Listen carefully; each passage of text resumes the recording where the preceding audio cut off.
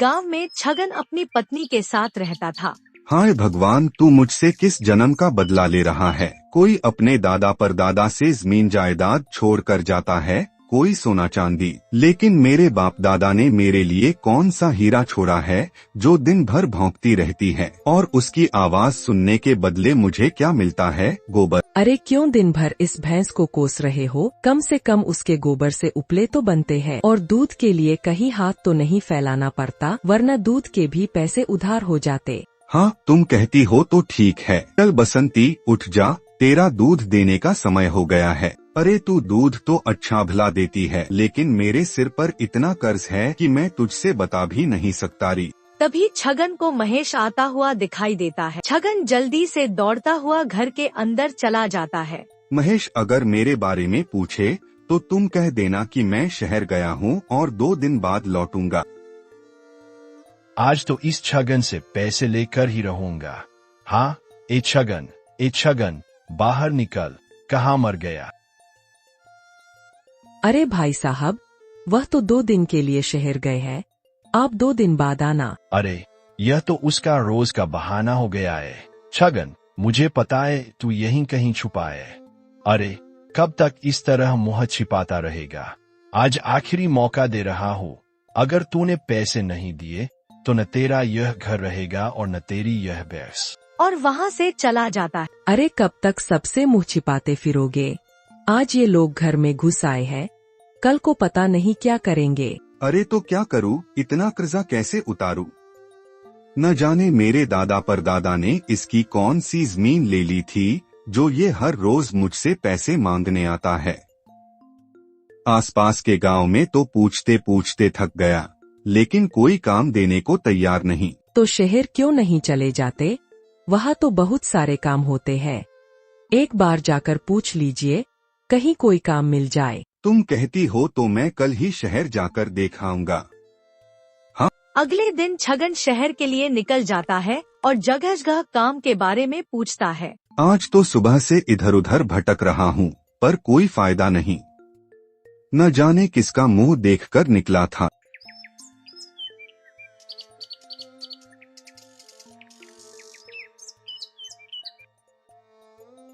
भाई, अगर तुम्हारी दुकान पर किसी आदमी की जरूरत हो तो बताना। नहीं, हमारे यहाँ तो आदमी की भरमार है, हमें कोई आदमी नहीं चाहिए।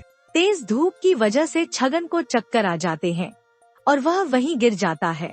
थोड़ी देर बाद छगन को थोड़ा बेहतर महसूस होने लगता। क्या हुआ भैया? उस आदमी को सारी बात बता देता है। वैसे मैं तुम्हें काम तो नहीं दे सकता, पर हाँ, अगर तुम अपनी भैंस का दूध मुझे दे सको तो मैं दूध के बदले पैसे जरूर दे सकता हूँ। अरे हाँ, क्यों नहीं, वैसे भी मेरी भैंस अच्छा दूध। छगन शाम को घर लौट आता है। क्या हुआ? शहर में कोई काम मिला? नहीं, काम तो नहीं मिला, पर एक आदमी ने कहा कि अगर तुम अपनी भैंस का दूध दे सको तो वह दूध के बदले पैसे दे सकता है। कांता, दूध बेचकर जो भी पैसा मिलेगा हम उसे कहीं खर्च नहीं करेंगे और धीरे धीरे उस महेश के पैसे चुकाऊंगा, तभी तो मेरी जान में जान आएगी। इधर महेश अपने साथियों के साथ। अब कुछ भी कहो, इस छगन को तंग करने में बहुत मजा आता है। वह सब तो ठीक है, लेकिन तुम उससे कर्जा किस बात का मांग रहे हो? भाई, उसके पिता ने मेरे पिता से 20,000 का क्रोय लिया था और उसे उतारने से पहले वह स्वर्ग सिधार गए। बस वही कर्ज में वसूल कर रहा हूँ, वह भी सूद के साथ। और बातें करते हुए वे छगन के घर पहुंच जाते हैं। छगन, मेरे पैसे कब लौट आएगा? कुछ ही दिनों में दे दूंगा। कितनी बार कहूँ? कुछ दिन करते करते तो कितने ही दिन बीत गए। चलो रे, मुझे किसी से कोई मतलब नहीं, मुझे बस मेरे पैसे चाहिए, समझा? तो यह बता कि तू पैसे देगा या तेरा बाप देने आएगा? छगन को इस बात पर बहुत गुस्सा आता है, लेकिन वह कुछ नहीं कहता। अभी तो जा रहा हूँ, लेकिन जल्दी ही वापस आऊंगा। अगले दिन कांता, मैं दूध लेकर शहर जा रहा हूँ। और शहर पहुंच जाता है। अरे भाई, कल तुमसे दूध के बारे में बात हुई थी, ये लो पूरा डिब्बा भरा हुआ है। अरे वाह, ये दूध तो बहुत ताजा और गाढ़ा है। हाँ, मेरी बसंती का दूध बहुत अच्छा है। अरे सुनती हो? अरे कहाँ हो?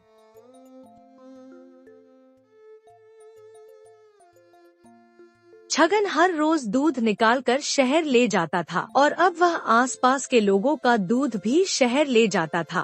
तुम्हें पता है, तुम्हारी बसंती के दूध की वजह से मेरी बिक्री और भी ज्यादा होने लगी है, और तो और ग्राहक भी बहुत खुश है। तुम दूध के अलावा और क्या क्या बेचते हो? अरे भाई, मैं दूध से बनने वाली हर चीज बेचता हूँ, जैसे घी, दही, मक्खन। क्या शहर में घी भी बिकता है? हमारे यहाँ तो बहुत सारा घी रखा है। तुम कहो तो कल ले आऊं। अरे हाँ, क्यों नहीं। नेकी और पूछ पूछ, इससे मेरा और तुम्हारा, हम दोनों का फायदा होगा भाइया। एकांता, हमारे घर में जितना भी घी है एक डिब्बे में भर कर दे देना। अगले दिन छगन दूध के साथ घी भी ले जाता है। अरे सुरेश भाई, ये लीजिए, ये आज का दूध और ये घी बिल्कुल शुद्ध है। अरे, तुम्हारे यहाँ से कभी कोई चीज खराब आई है क्या भैया?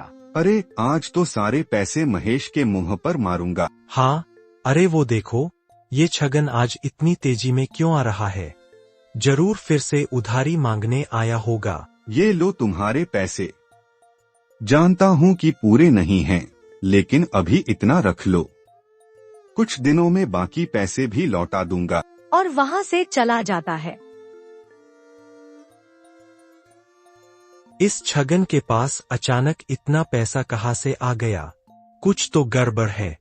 बबलू, रतन, तुम दोनों इस पर नजर रखो कि आजकल यह कर क्या रहा है। आसपास के गांव वालों को तो मैंने इसे काम देने से मना कर दिया था, वे सब मेरी बात नहीं टाल सकते। अगले दिन बबलू और रतन दोनों जाकर उस पर नजर रखते हैं और महेश को सारी बात बताते हैं।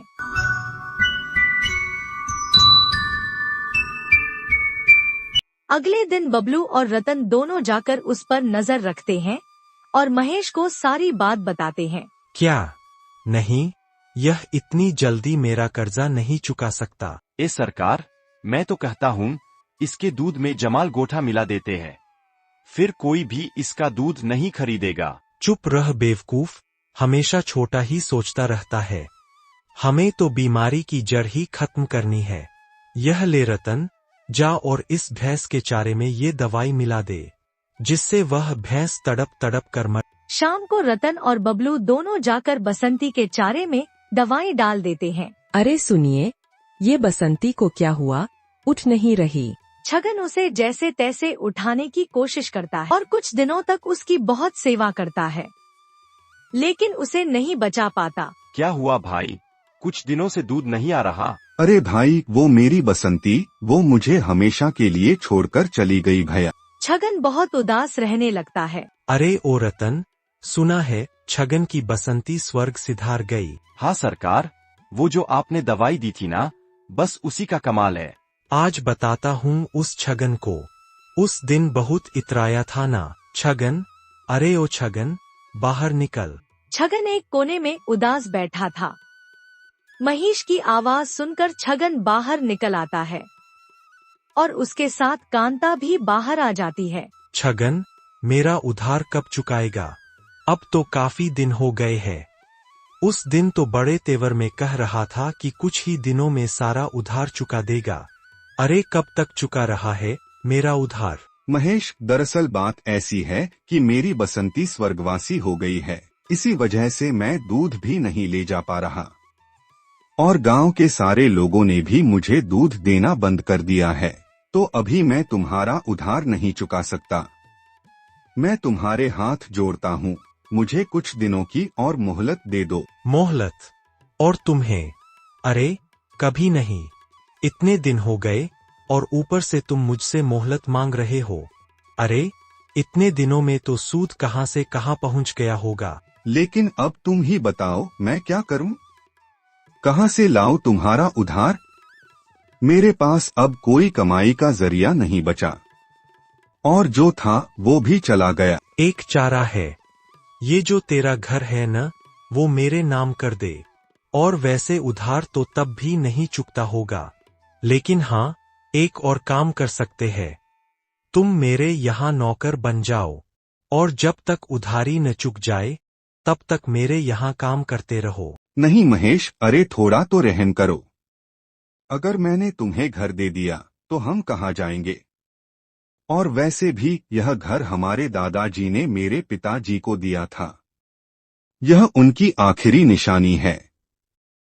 यह घर मैं तुम्हारे नाम नहीं कर सकता। मेरे पास संपत्ति के नाम पर अब बस यह घर ही बचा है।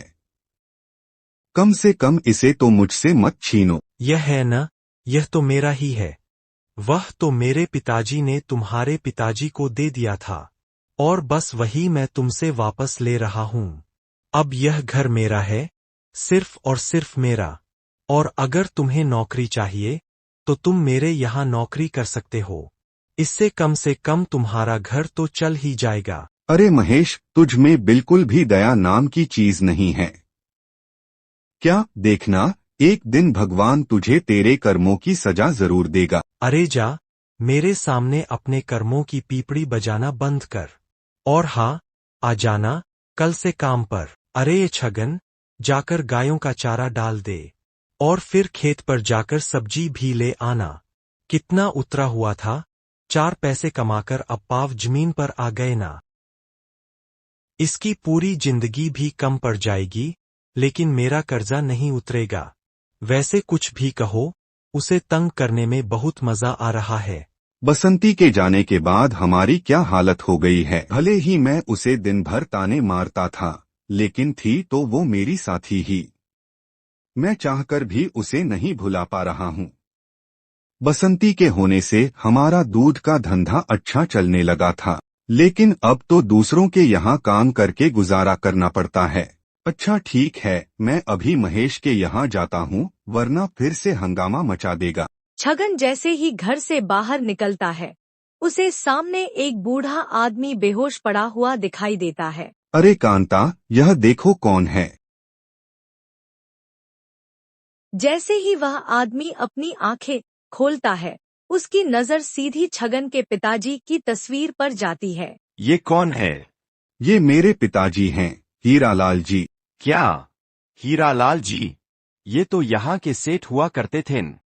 हाँ, लेकिन मेरे दादाजी ने हमारे हिस्से में सिर्फ एक भैंस और एक छोटा सा घर दिया था, और ताऊ जी के हिस्से में पूरी हवेली दे दी। इसी वजह से आज हम यहाँ हैं। आ गया तू, ये ले और खेत में कुआं खोद दे। और ये बूढ़ा कौन है रे? भगाओ उसे यहाँ से। हमारे यहाँ ऐसे लोगों के लिए जगह नहीं है। महेश, इस हवेली पर मेरे पिताजी का हक था, ना कि तुम्हारा। क्या बकवास कर रहे हो? मैं बचपन से इस हवेली में रह रहा हूँ। लेकिन हवेली पर तो हक मेरा भी था, और वह हक हमसे तुम्हारे पिताजी ने छीना। अरे ऐसा कैसे? मैं अभी सरपंच के पास जाऊंगा। सरपंच जी को मैंने पहले ही बता दिया है। तभी सरपंच वहां पहुंच जाता है। हाँ महेश, छगन सच कह रहा है।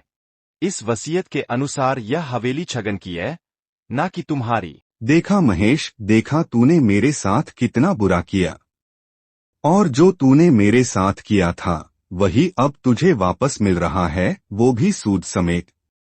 इसे ही कहते हैं, जो बोओगे वही काटोगे। उसके बाद छगन और कांता एक नई भैंस लाते हैं और खुशी खुशी अपनी सादगी भरी जिंदगी जीने लगते हैं।